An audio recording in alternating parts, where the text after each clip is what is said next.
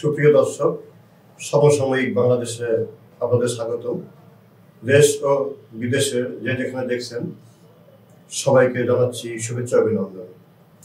আজকে আমাদের স্টুডিওতে উপস্থিত হয়েছেন গণ অধিকার পরিষদ জিওপির কেন্দ্রীয় ভাইস চেয়ারম্যান, যিনি নারায়ণগঞ্জ ৩ সোনারগাঁও নির্বাচনী এলাকায় জনসাধারণকে নিয়ে কাজ করছেন এবং দীর্ঘদিন যাবৎ সমাজসেবার সাথে জড়িত মোহাম্মদ ওয়াহিদুর রহমান মিল্কি।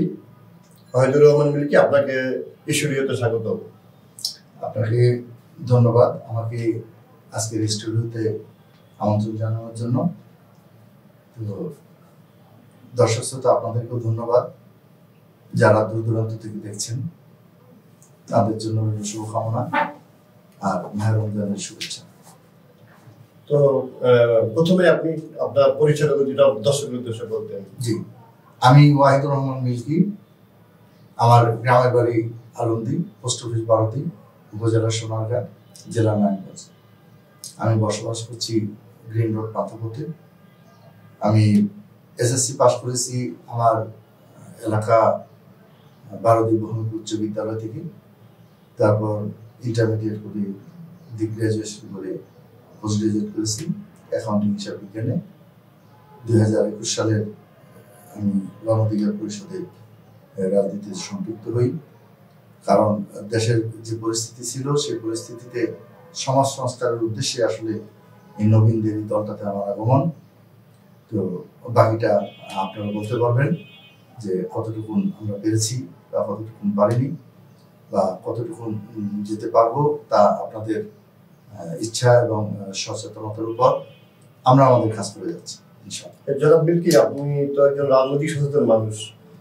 আমরা আপনার কাছে জানতে চাই যে রাজনীতির শেখার মানে আপনার কিশোর বয়সের যে রাজনীতি দেখেছেন, আবার যৌবনে যে রাজনীতি দেখেছেন, সেই রাজনীতির সাথে বর্তমান রাজনীতি তফাৎ অথবা মিল অমিল সম্পর্কে আমাদের কিছু বলেন। আসলে খুব সুন্দর প্রশ্ন করেছেন। এই ধরনের প্রশ্ন খুব কমই হয়। আমি যখন ছোট ছিলাম তখন আমি রাজনীতির যে পরিবেশটা দেখেছি, অর্থাৎ স্বাধীনতার পরবর্তী সময়টায় বলতে পারেন, তখন জিয়াউর রহমানের প্রাক্কালীন সময়টাতে আমি একটু বুঝেছিলাম। এর আগের সময়টা আমি ওইভাবে বুঝতে ব্যবস্থা আমার হয়নি। তো ওই সময়টা দেখেছিলাম যে রাজনীতি আসলে এক পক্ষেই ছিল। রাজনীতি আমি দুপক্ষের কখনো দেখিনি। আপনার জিয়াউর রহমানের প্রস্থানের পর, অর্থাৎ ওনাকে যখন মারা হলো, তারপর যিনি আসলেন এরশাদ, তিনি তো এক পক্ষেরই রাজনীতি করেছেন। এরপর এরশাদ বিরোধী আন্দোলনের মধ্যে আমিও শরীক ছিলাম। তো যেই উদ্দেশ্য নিয়ে সমস্ত জাতি এক হয়ে স্বৈরাচার বিরোধী আন্দোলনের মধ্যে ছিল, এর পরবর্তীতে সরকার গঠনের পর প্রত্যেকটা দলই তার নিজস্ব সক্রিয়তাকে অক্ষুণ্ণ রাখতে গিয়ে জাতীয় স্বার্থকে বিসর্জন দিয়েছে এবং জলাঞ্জলি দিয়েছে। তাই আমি বলবো যে আসলে বাংলাদেশের রাজনৈতিক প্রেক্ষাপটটা কখনোই সুখকর ছিল বলে আমি বিগত দিনে আমি দেখিনি। তো সবচেয়ে আশার কথা হলো, এই যে গণ আন্দোলনের মাধ্যমে আজকে দেশের যে পরিবর্তন আসলো, এখন আমি মনে করি যে অবশ্যই সমাজ সচেতনতার দিকে মানুষ এগিয়ে যাচ্ছে এবং রাজনৈতিক সংস্কারের দিকে মানুষ পক্ষ নিচ্ছে। আপনি একটি কথা বলছেন যে একটি বিপ্লবের মাধ্যমে দেশের পরিবর্তনের সৃষ্টি হয়েছে। তো 5ই আগস্টে যে ছাত্র জনতা আন্দোলন, কোঠা বিরোধী আন্দোলনকে কেন্দ্র করে, সেটা সৃষ্টি হলো কেন? আসলে আমার চেয়ে আপনারা যেহেতু সংবাদকর্মী, আপনারা ভালো জানবেন। তারপর আমি যেটুকুন জানি আমি আমার পক্ষ থেকে সেটুকুন বলছি। আসলে এটা ছিল সময়টা। এটা ওই যে আমি আপনাকে বললাম যে আমার বুঝ ব্যবস্থার পর থেকে এদেশে আসলে রাজনৈতিক মানে গণতান্ত্রিক কোনো পরিবেশ এদেশে কখনোই ছিল না। এরশাদ বিরোধী আন্দোলনের পরবর্তীতে একটু আসছিল, কিন্তু পরবর্তীতে নিজেদেরকে আষ্টপৃষ্টে এই দেশের মধ্যে ফেরাউন হিসাবে প্রতিষ্ঠিত করার জন্য তারা আসলে সমাজ সংস্কার এবং দেশের রাজনীতি এবং যুব সমাজ বা দেশের আন্তর্জাতিক বিষয় সবকিছু জলাঞ্জলি দিয়ে এই দেশের রাজনীতিকে ধ্বংস করে দিয়েছে। কিন্তু এই বিপ্লবের ভিতর দিয়ে আবার ইনশাল্লাহ আমার মনে হয় মানুষ রাজনীতিমুখী হচ্ছে এবং প্রত্যেক সচেতন বাবা মা তাদের সন্তানদেরকে আমাদের সাথে রাজনীতির জন্য ইনশাল্লাহ উৎসাহিত করছে। তো আপনি কি মনে করেন যে 5ই আগস্টে যে একটা পট পরিবর্তন হলো, যে কোঠা আন্দোলন কেন্দ্র করে ছাত্র এবং জনতা যে আন্দোলনটি করবে সেটি যুক্তিযুক্ত ছিল কিনা? অবশ্যই, ওই যে বললাম যে সময়ের দাবি, এটা এতটাই যুক্তিযুক্ত ছিল যে আমরা যখন পড়াশোনা করেছি, আপনারা হয়তো দেখেছেন আপনাদের সন্তানরা ভাই ব্রাদাররা যারা পড়াশোনা করেছে, আসলে দেশে পড়াশোনা করে কোনো লাভ ছিল না। কারণ এই লাভের ভিতর দিয়ে বিশেষ করে বিগত যে স্বৈরাচার সরকার, অর্থাৎ আমি গত টার্মের যে 15-16 বছর যে আওয়ামী লীগের সরকার ছিল, এই সময়টা বাংলাদেশটা আসলে বাংলাদেশ ছিল না। কারণ এই দেশে এই বিরাজনীতিকরণ করার জন্য, নিজের ক্ষমতাকে আষ্টিপৃষ্ট রাখার জন্য সমস্ত সরকারি কোটাগুলো, সমস্ত সরকারি পদগুলিকে তারা কোটাভুক্ত করে নিয়ে বিভিন্নভাবে আপনার নিজেদের দলীয় কর্মীদেরকে তথা আমি এমনও শুনেছি বা এমন আমি প্রমাণ আমার কাছে ছিল, আমি দেখেছি যে দেখা গেছে 47-এ বা 65-তে এদেশ থেকে যারা কলকাতা চলে গিয়েছে, তারা ওখানে বসবাস করতেছে, ওদেরকে এই মানে এই দেশের রাইট দেখে তাদেরকে এনে এই দেশে অজস্র অসংখ্য লোককে চাকরি দেওয়া হয়, সরকারি চাকরিতে কোটাভুক্ত করা হয়েছে কোটার ভিতর দিয়ে। তাই আমি বলবো যে এই গত সরকার এতটা ফ্যাসিজম তৈরি করেছে যে আমাদের দেশের সন্তানদের পড়াশোনা করাটাই মানে অপ্রয়োজনীয়তার দিকে চলে গিয়েছিল। আর বেকারত্বের হার সে তো দেখতেই পাচ্ছিলেন যে কি হারে বেকারত্ব ছিল। কিন্তু এত চাকরি ছিল, কিন্তু তারা কে চাকরি পেয়েছে, কোথায় পেয়েছে, আমি আমার পরিবারের কাউকে ওইভাবে দেখিনি। আপনি দেখেছেন কিনা জানি না, তবে সরকারের চাকরি হয়েছে, কিন্তু কারা পেয়েছে, কারা করেছে, এটা আমি বলতে পারবো না। তাই সময়ের দাবি ছিল এই বিপ্লবে। ধন্যবাদ আপনাকে, সুন্দর বলছেন সব বিষয়গুলো নিয়ে। তো আপনার কাছে জানতে চাই যে একটি ছাত্র জনতার আন্দোলনে যে দলের প্রধান, একটি রাষ্ট্রীয় প্রধান দেশ রেখে, দেশ ছেড়ে পালিয়ে যাওয়ার বিষয়টি একজন রাজনৈতিক কর্মী হিসেবে আপনি কিভাবে দেখছেন? খুব সুন্দর প্রশ্ন, খুব যথার্থই বলেছেন। আসলে কি বলবো, পালিয়ে যায় কে? চোর, ডাকাত, হায়ানা, তারাই তো পালিয়ে যায়। একটা দেশে দেখেন, আওয়ামী লীগ কিন্তু বাংলাদেশের মধ্যে একটা অত্যন্ত সবচেয়ে বড় দল ছিল। আমি মনে করবো সংখ্যানুপাতিক ভিত্তিতে তাদের সমর্থনটা সবচেয়ে বেশি ছিল, কিন্তু তাদের টপ লেভেলের মধ্যে এমন একজন লোক বসা ছিল, অর্থাৎ আমি ওনার নামটাও মুখে নিতে একটু খারাপ লাগে, উনি বঙ্গবন্ধু কন্যা, বঙ্গবন্ধুর নামটাকে উনি বিসর্জন দিয়েছে এবং ওনাকে উনি অপমান করেছেন, তাই ওনার নামটা আমি নিচ্ছি না। উনি পালিয়ে যাওয়া ছাড়া কোনো উপায় ছিল না। কারণ পালিয়ে যায় চোর, উনি চুরি করেছেন, অপরাধ করেছেন, অন্যায় করেছেন, তাই পালিয়ে গেছেন। কিন্তু উনি ভাবেননি আমাদের এই দেশের কথা। আপনি হয়তো খেয়াল করছেন কিনা আমি জানি না, 88 সনে যখন সবাই এক হলো যে এরশাদের সাথে কোনো নির্বাচনে যাবে না, তখন কিন্তু শেখ হাসিনা রাতের অন্ধকারে লং ড্রাইভে গিয়ে এরশাদের সাথে কিন্তু আপনার নির্বাচনে গিয়েছিল। কিন্তু সেখান থেকে কিন্তু বুঝে গিয়েছিল যে উনি আসলে দেশের জন্য রাজনীতি করেননি। এবং বিবিসিতে উনি একটা সাক্ষাৎকার করেছিলেন, বিবিসি ওনাকে প্রশ্ন করেছিলেন যে হাসিনা, আপনি যে দেশের মানুষ আপনার পিতা মাতা এবং আত্মীয় পরিজন সবাইকে সব অংশ নির্মূল করেছিল, তাদের স্বার্থে আপনি কেন রাজনীতিতে আসছেন বা কেন করছেন? তখন কিন্তু তিনি বলেছিল তিনি প্রতিশোধ চান। এই প্রতিশোধের জন্য কিন্তু আসলে শেখ হাসিনা এই দেশের মধ্যে এই রাজনীতি করেছিল, এটা উনি নিজেও বলেছিলেন। আর প্রতিশোধ যখন চরম পর্যায়ে উনি নিয়ে গিয়েছেন, তখন এদেশের মানুষ যখন বুঝতে পেরেছিল যে উনি আসলে সত্যিকার অর্থেই উনি প্রতিশোধ নেওয়ার পরায়ণ হয়ে দেশের মধ্যে এই সমস্যাগুলি তৈরি করছেন, ঠিক তখনই কিন্তু এই ছাত্র জনতার আন্দোলনটা যুক্তিযুক্তভাবে সমস্ত দেশের মানুষ গ্রহণ করেছিল। রাজনৈতিক সংস্কার হচ্ছে, ভবিষ্যতে রাজনীতি কিভাবে পরিচালিত হবে, আপনি কি রাজনৈতিক সংস্কারের পক্ষে না বিপক্ষে? অবশ্যই পক্ষে। এর কারণ হলো আপনি দেখবেন যে ইউনূস সাহেব কিন্তু অত্যন্ত শ্রদ্ধাভাজন ব্যক্তি। তিনি কিন্তু স্পষ্ট করে বলছেন যে দেখেন, আমি এদেশে রাজনীতি করার জন্য আসিনি, আমি এসেছি এদেশের সংস্কার সাধনের জন্য। তাই আপনাদের দেশ আপনারা চালাবেন, আমরা রাজনীতিবিদরা আমরা এই দেশকে পরিচালনা করবো, এটা উনি বলেছেন। কিন্তু উনি একটা কমিটমেন্ট করেছেন যে যেই সংস্কারগুলি উনি এনেছেন, অর্থাৎ বাংলাদেশকে উন্নত বিশ্বে প্রতিস্থাপন করার জন্য এবং রাজনৈতিকভাবে আমাদের দেশকে সুদৃঢ় করার জন্য উনি কিন্তু প্রতিশ্রুতিবদ্ধ হয়েছেন এবং বলেছেন যে যে সংস্কারগুলি প্রয়োজন উনি তা করে যাবেন। এবং অবশ্যই আমরা তার পক্ষে এবং এই সংস্কারকে অবশ্যই দেশবাসী গ্রহণ করেছে। ধন্যবাদ। তো ইতিমধ্যে একটি বিতর্ক সৃষ্টি হয়েছে যে কোনো কোনো রাজনৈতিক দল স্থানীয় সরকার নির্বাচন চায় জাতীয় নির্বাচনের আগে, কেউ কেউ চায় পরে। গণ অধিকার পরিষদ কিভাবে চায় স্থানীয় সরকার নির্বাচনটা? দেখুন, আমরা স্পষ্ট করে বলেছি, আমার নেতা বিপিন হক নূর বাংলাদেশের মধ্যে সবচেয়ে নির্যাতিত ব্যক্তি। আর আমাদের দলটা এমনই একটা দল যে এই বিপির কথা আসলে কি বলবো, একটা মহাকাব্যের মতো। কারণ বিপির কথা বলে শেষ করা যাবে না, কারণ এতটা ভাবে আসলে বাংলাদেশ থেকে কিন্তু কোনো দলের উত্থান ঘটেনি। একমাত্র এই বিপি নূর, এই নুরুল হক নূর আমাদের গণ অধিকার পরিষদ রাজপথে, ওনার শরীর থেকে ঝরিত রক্ত থেকে এই রাজপথের মধ্যে এই বৃক্ষের জন্ম হয়েছে গণ অধিকার পরিষদ।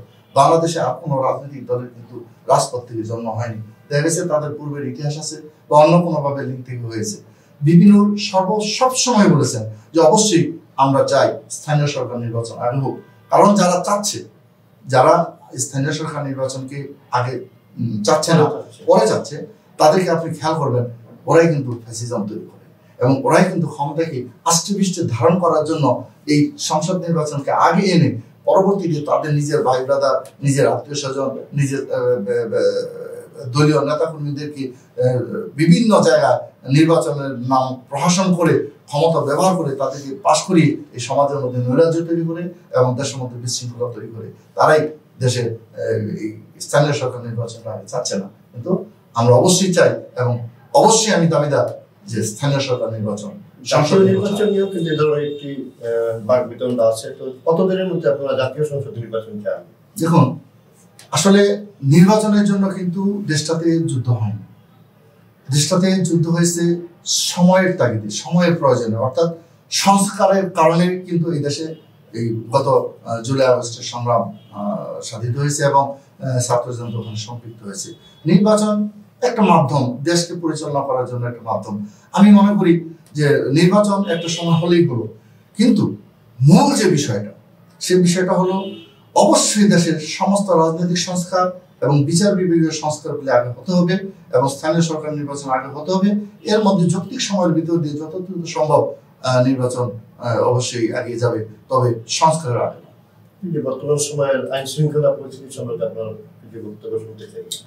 এই আইন শৃঙ্খলা বিষয়টার সাথে বেশ কিছু বিষয় জড়িত। অনেকে দাবি করে, অনেকে বলে যে বিগত স্বৈরাচার সরকারের কারণে বিভিন্ন লোকজনের উস্কানিমূলক বক্তব্যে বা পার্শ্ববর্তীদের ভারতের উস্কানিতে এই ধরনের অপরাধ সংঘটিত হচ্ছে, আইন শৃঙ্খলার পরিণতি নিম্নমুখী হচ্ছে। আসলে ওইটা যেমন সত্য, পাশাপাশি এটাও সত্য যে আমাদের দেশে যে হায়ানাকে আমরা দূর করেছি, আরেকটা হায়ানা তৈরি হওয়ার জন্য, আরেকটা রাক্ষস এই দেশটাকে গ্রাস করার জন্য, তারাও কিন্তু ওই আইন শৃঙ্খলা রক্ষা, যাতে আইন শৃঙ্খলার উন্নতি না ঘটে, এই জন্য কিন্তু তার কাজ করে যাচ্ছে। যেমন বিভিন্ন জায়গায় চাঁদাবাদি করছে, যেমন বিভিন্ন জায়গায় দখলদারিত্ব করছে, বিভিন্ন জায়গায় মারধর করছে, অন্যান্য রাজনৈতিক দলের ব্যানার ফেস্টুন ছিঁড়ে ফেলছে, রাজনৈতিক কর্মীদেরকে মারধর করছে। এটাও কিন্তু আইন শৃঙ্খলা পরিস্থিতির একটা কারণ। আর আরেকটা জিনিস আপনি খেয়াল করবেন যে বিগত সরকারের যে চামুন্ডারা, যে বাণিজ্যিক চামুন্ডারা দেশকে ধ্বংস করার জন্য, দেশের মানুষকে নিষ্পেষণ করে মুনাফা ভোগ করার জন্য যে সিন্ডিকেট তৈরি করেছিল, ওই সিন্ডিকেটগুলি কিন্তু আজকে আমাদের দেশ থেকে একটা দলের বা কোনো রাজনৈতিক দলের লোকেরা নেতৃত্ব দিয়ে এই বাজার ব্যবস্থাকে অস্থিতিশীল করছে। এই জন্য কিন্তু আসলে আইন শৃঙ্খলা পরিস্থিতি ব্যাঘাত ঘটছে। তো আমরা 5ই আগস্টের আগে গণতান্ত্রিক সরকারের অধীনে ছিলাম, এখন অন্তর্বর্তীকালীন সরকার। এ সময় দ্রব্যমূল্য কি অবস্থা আছে, মানুষের নাগালের কিনা নাগালের বাইরে, এই বিষয়টা একটু আপনি বলতেন। দেখুন, ইতিহাস থেকে আমাদেরকে অনেক কিছুই জানতে সাহায্য করে আমাদের পাঠ্যক্রম বলেন, আর বিভিন্ন লেখালেখি বলেন, বিভিন্ন পত্রিকায় বলেন বা বিভিন্ন তথ্যসূত্রে বলেন। আসলে যখন কোনো একটা দেশ স্বাধীন হয়, তখন ওই দেশের মধ্যে স্বাধীনতার আগে অনেক ধ্বংসযজ্ঞ ছিল, অনেক ধরনের কি বলে ধ্বংসাত্মক প্রতিষ্ঠান, মানে ধ্বংসাত্মক যে ব্যক্তিরা বিভিন্নভাবে এই দেশের বিভিন্ন পরিস্থিতির উপর বিভিন্ন যে দ্রব্যমূল্য বলেন, বাজার চিংড়ি বলেন, বাণিজ্য বলেন, ব্যাংক বলেন বা সমবায় প্রতিষ্ঠান বলেন বা আর্থিক খাতগুলি বলেন, এই সবগুলির উপর কিন্তু চড়া হয়ে বসে। ওদের ভূতকে কিন্তু এখনো সরানো যায়নি। এদের ভূতকে সরাইতে গিয়ে আপনার পরবর্তী যে বিপ্লবী সরকারটা আসে, সেই বিপ্লবী সরকার একটু সময়টা বুঝে নিতে তাদের একটু সময়ের প্রয়োজন হয়। এই জন্য একটা দ্রব্যমূল্যের পরিস্থিতি সৃষ্টি হয়েছিল, কিন্তু এখন কিন্তু ইনশাল্লাহ ডক্টর ইউনূস সাহেব ওনার সুদক্ষ মেধার ভিত্তিতে উনি কিন্তু তা কাটিয়ে ওঠার চেষ্টা করছেন এবং অনেকটাই পেরেছেন। আমরা বিগত দিনের ছাত্র দেখেছি, আপনিও দেখেছেন, আগামীর ছাত্র রাজনীতি কেমন চান আপনারা? আগামী ছাত্র রাজনীতি দেখেন, এই বাংলাদেশে যতগুলি রাজনীতির প্রেক্ষাপট তৈরি হয়েছিল, আমি স্বদেশীর কথা অতটা ভালো জানি না, যেটা 40-42-এর দিকে যেটা ব্রিটিশ বিরোধীর জন্য হয়েছিল, কিন্তু ভাষা আন্দোলনের বিষয়টা আমি দেখেছি, মানে পুস্তকের মাধ্যমে, লেখালেখির মাধ্যমে আমি জানতে পেরেছি। পরবর্তীতে আপনার যুক্ত ফ্রন্টের কথা জেনেছি, আইয়ুব বিরোধী আন্দোলনের কথা জেনেছি, 69-এর কথা, অভ্যুত্থানের কথা জেনেছি, 70-এর নির্বাচনের বিষয়টাও জেনেছি, পরবর্তীতে 71-এর স্বাধীনতা সংগ্রামের ইতিহাস জেনেছি, এর পরবর্তীতে আপনার এরশাদ বিরোধী আন্দোলনের কথা জেনেছি, তারপর এই সর্বশেষ গত ফ্যাসিজমের বিরুদ্ধে দেখেছি। আসলে সবটাই কিন্তু ছাত্র রাজনীতি দিয়ে হয়েছে। কারণ আমাদের দেশে এই যে বিগত যে সরকার ছিল, এই সরকারকে পদচ্যুত করার জন্য অথবা তাদেরকে নৈতিকতার ভিতরে ফিরিয়ে আনার জন্য 16টা বৎসর যাবৎ কিন্তু বাংলাদেশের সমস্ত রাজনৈতিক দলগুলি আপ্রাণ চেষ্টা করে গেছে, কিন্তু পারেনি।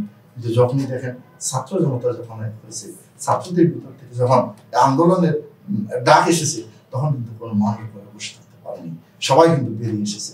তাই অবশ্যই এই ছাত্র রাজনীতির জন্য এই বাংলাদেশের ভবিষ্যৎ অবশ্যই উন্মুক্ত আছে এবং সামনের দিকে ছাত্ররা এই দেশকে নেতৃত্ব দিবে এবং তরুণ প্রজন্মই এদেশে একটা মানবিক দেশ হিসেবে গড়ে তুলবে।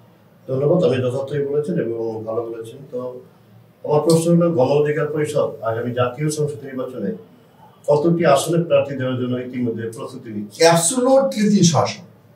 কারণ দেখেন, আমরা কিন্তু সবসময় আমরা বলেছি যে আমাদের সরকার বিরোধী আন্দোলনের সাথে আমাদের জোট হয়েছে। আমরা কিন্তু নির্বাচনী জোট কখনো কোথাও বলেছি এরকম কথা কিন্তু আমরাও কখনো বলিনি, বিবিধ প্রশ্নই ওঠে না। সর্বদাই কিন্তু তিনি বলেছেন, আমাদের যে সেক্রেটারি আশিস সাহেব কিন্তু সর্বসময় চিৎকার করে তিনি বলেছেন যে না, আমরা কারোর সাথে জোটবদ্ধ হইনি, আমরা 3 আসনে নির্বাচন করব এবং ইনশাআল্লাহ অবশ্যই আমরা তার সক্ষম। ধন্যবাদ। আপনি তো নারায়ণগঞ্জ 3 আসন নিয়ে কাজ করছেন, সোনারগাঁও ঐতিহ্যবাহী একটি উপজেলা, শাখার রাজধানী, সেখানে আপনার দলের অবস্থান কি? ইনশাআল্লাহ যথার্থই বলেছেন। আমি তো আমারটা ভালোই বলবো। আসলে যদি বিচার বিবেচনা করতে হয় তাহলে আপনাদেরকে সেটা যাচাই বিচার করতে হবে। তবে আমি এইটুকুন বলতে পারি যে আমি সোনারগাঁয়ে এই পর্যন্ত প্রায় আনুমানিক 65% জায়গায় আমি বিচরণ করেছি। এখনো 35% জায়গায় আমি বুঝতে পারিনি, কারণ ওখানে অনেক অপ্রতুল জায়গা আছে, অনেক দুর্গম জায়গা আছে, সেই জায়গাগুলিতে এখনো বুঝতে পারিনি। আস্তে আস্তে কাজ করে যাচ্ছি। তো একটা জিনিস, যেখানেই চায়ের টেবিলেই বলেন, রেস্টুরেন্টেই বলেন, বাজারেই বলেন, মসজিদেই বলেন, মন্দিরেই বলেন, আপনি হয়তো দেখবেন যে আমার প্রোফাইলটা ঘাটলে আপনি দেখতে পাবেন যে আমি কিন্তু সব জায়গায় কিন্তু আমার বিচরণ আছে। ওখানে যখনই আলাপ হয়, মানুষ কিন্তু সংস্কারের পক্ষে, মানুষ কিন্তু আমাদেরকে চায়, কিন্তু আমরা এখনো আমাদের সেই সক্ষমতা তৈরি করতে পারিনি যে তাদের কাছে পৌঁছানোর জন্য মানুষ বিগত সরকারের মধ্যে যারা ছিল তাদেরকে প্রত্যাখ্যান করছে। এবং অবশ্যই আমরা আমাদের দিকে বা এই তরুণ প্রজন্মের দিকে বা সংস্কারের পক্ষে এদেশের জনগণ, আপামর জনগণ আপনার মানে উদ্গ্রীব হয়ে আছে, কখন কিভাবে তারা সম্পৃক্ত হবে। ইনশাআল্লাহ অবশ্যই আমাদের অবস্থান ভালো। আপনার যে আসল ঐতিহ্যবাহী সোনারগাঁও শাখার রাজধানী, বিগত সরকারগুলিতে যে ধরনের উন্নয়ন হওয়ার কথা ছিল, সে ধরনের প্রত্যাশা কি পূরণ হয়েছে কিনা জনগণের? আসলে কি বলবো, সোনারগাঁও একটা সময় ছিল যে বাংলাদেশকে বিশ্বের মানুষ চিনত, বিশ্বের দরবারে যদি বাংলাদেশকে পরিচিতি দিতে হতো তাহলে সোনারগাঁয়ের নাম বলতে হতো। দুর্ভাগ্য, আমাদের দুর্ভাগ্য, সোনারগাঁওবাসীর দুর্ভাগ্য, আসলে কোনোদিন সোনারগাঁয়ের নেতৃত্ব ছিল না। আপনার ওখানে মন্ত্রী হয়েছে, এমপি হয়েছে, কিন্তু কি হয়েছে সেটা মানে আপনি আমার এলাকায় গেলে আপনি বুঝতে পারবেন, যারা আসলে টোটাল সোনারগাঁয়ের মধ্যে কোনো রাজনৈতিক পদচারণা তাদের ছিল না। তারা ক্ষমতায় ছিল, তারা বিভিন্ন লুটপাট করেছে, বিভিন্ন মানুষজনের উপর অত্যাচার জুলুম করেছে, বিভিন্ন সম্পত্তি তারা করেছে, অন্যের সম্পত্তি দখল করে নিয়েছে, বিভিন্ন লুটপাট করেছে, সরকারি সম্পত্তি বাজেয়াপ্ত করে নিজ নামে লিখে নিয়েছে, লোকদের নামে মানে ওনার দলীয় লোকদের নামে লিখে নিয়েছে। এই যে দেখুন না, এই গত নির্বাচন মানে যে গত 5ই আগস্টের পর আমার বাড়ি বারোদি, এই বারোদিতে আমাদের যে লোকনাথ ব্রহ্মচারী যে আশ্রম আছে তার সামনে একটা বিশাল মাঠ আছে। ওই মাঠে অনেক ইতিহাস আছে। আমরা যখন ছোট ছিলাম তখন ওখানে কিন্তু এক প্রকার জাতীয় লীগের খেলাও কিন্তু ওখানে হয়েছে, কিন্তু ওই মাঠটাকে দখল করে নিয়েছে। ওই মাঠটার মধ্যে কিছু লোক এবং বাজারের মধ্যে যে যে জায়গাগুলি ফ্রি থাকে, মানে সাপ্তাহিকভাবে বসে, ওই জায়গাগুলিতে এই একটা দলের লোকেরা দখল করে আমাদের দোকানপাট বিল্ডিং তারা তুলে ফেলেছে। তারা এগুলি করতে ব্যস্ত। আসলে রাজনৈতিক সক্ষমতা গত যারা এমপি মন্ত্রী হয়েছে তাদের কখনোই ছিল না, এখনই নেই। আপনি সোনারগাঁয়ে যান, আপনি নেতৃত্ব দেখতে পাবেন না। ইনশাল্লাহ অবশ্যই আমরা গণ অধিকার পরিষদ সোনারগাঁয়ে নেতৃত্ব দেওয়ার জন্য আমরা গিয়েছি এবং জনগণ আমাদের নেতৃত্বকে গ্রহণ করছে। শেষ প্রশ্ন, যে বিগত দিনগুলিতে আমরা এবং নতুন প্রজন্ম একটা ধরনের নির্বাচন দেখেছি, জনগণ এবং নতুন প্রজন্ম আগামীতে কি ধরনের জাতীয় সংসদ নির্বাচন দেখতে চায় বা সবকটি নির্বাচন কিভাবে দেখতে চায়? আসলে দেখুন, যে নির্বাচন বিষয়ে আমাদের দেশে তো আসলে ভালো নির্বাচন খুব একটা হয়নি। তাই নির্বাচন মানে বিষয়ে আমাদের দেশের মানুষরা কেমন যেন একটু উদাসীন, অর্থাৎ তার বোঝে না। যেমন একটা কথা বলি, শুনুন, যে সংখ্যানুপাতিক ভিত্তিতে যে সংসদের আসন হওয়ার কথা আমার নেতা বিভিন্ন উনি যে প্রস্তাব এনেছেন, এই সংখ্যানুপাতিক নির্বাচনটা কি এটা কিন্তু আমার দেশের মানুষ জানে না। তাই আমি যখন আমার এলাকায় যাই, আমি এলাকার মানুষ আমাকে প্রশ্ন করে যে সংখ্যানুপাতিক নির্বাচনটা আসলে কি। আমি তখন তাদেরকে বুঝাই যে সংখ্যানুপাতিক নির্বাচন হলো এমন একটা নির্বাচন যে ধরুন আমরা দুইজনের জায়গায় ক্যান্ডিডেট, আমি 49টা ভোট পেলাম, আপনি 51টা ভোট পেলেন, আপনি 51টা ভোট পেয়ে ওই জায়গায় নির্বাচিত হয়ে গেলেন, আর আমার 49টা ভোট, আমার পক্ষে যাদের ভোটগুলি দিল তাদের ভোটের কোনো দাম রইল না। এটা তো হতে পারে না, কারণ প্রত্যেকটা মানুষের ভোটের ভ্যালুয়েশন হতে হবে। এই ভ্যালুয়েশনের জন্যই আমরা সংখ্যানুপাতিক ভিত্তিতে এই নির্বাচনের কথা আমার নেতৃত্ব সহ আমরা সবাই এই একযোগে বলছি। এবং মাননীয় উপদেষ্টা সাহেবও কিন্তু এদিকে মত দিয়েছেন যে হ্যাঁ, সংখ্যানুপাতিক ভিত্তিতে এসে হোক। এই সংখ্যানুপাতিক ভিত্তিতে যদি নির্বাচনটা করা যায়, সকল লোককে কিন্তু আমরা এই রাজনীতির ঘরে আনতে পারবো এবং প্রত্যেকটা ভোটের যথার্থ মূল্যায়ন আমরা দিতে পারবো। তাই আমরা বোঝাচ্ছি আমাদের জনগণকে, আপনারাও মিডিয়া, আপনারা এটা অনেক বেশি গুরুত্বপূর্ণ ভূমিকা পালন করতে পারবেন। কারণ আমরা যখন কথা বলি তখন দলীয় ফোরাম থেকে বলি, আপনারা যখন কথা বলবেন তখন অবশ্যই মিডিয়ার দিকে মানুষ অনেক বেশি মানে বিশ্বাসী, যে আপনারা যদি বলেন যে সংখ্যানুপাতিক বিষয়টা কি, এটা যদি আপনারা প্রচার করেন তাহলে অবশ্যই মানুষ সেটা গ্রহণ করবে এবং অবশ্যই সামনে একটা ভালো নির্বাচন হবে। ধন্যবাদ মোহাম্মদ ওয়াহিদুর রহমান মিল্কি, ভাইস চেয়ারম্যান গণ অধিকার পরিষদ জিওপি, আপনাকে সমসাময়িক বাংলাদেশে আমাদেরকে সময় দেওয়ার জন্য। আপনাকেও ধন্যবাদ। ধন্যবাদ আপনার চ্যানেলকে, ধন্যবাদ যারা দূর দূরান্ত থেকে এই সাক্ষাৎকারটি দেখেছেন। আমাদের জন্য দোয়া করবেন। ভুলভ্রান্তি রাজনীতিবিদদের হতেই পারে, আপনারা যদি বলে দেন, আপনারা যদি আমাদেরকে সহযোগিতা করেন, আমরা আমাদের ভুলভ্রান্তিগুলি সূত্রে নিয়ে ভবিষ্যতের দিকে অবশ্যই আমরা স্বনির্ভর বাংলাদেশ গড়ার লক্ষ্যে আমরা আমাদের সর্বাত্মক সহযোগিতা এবং সর্বাত্মক পরিশ্রম আমরা করে দেবো ইনশাআল্লাহ। ধন্যবাদ।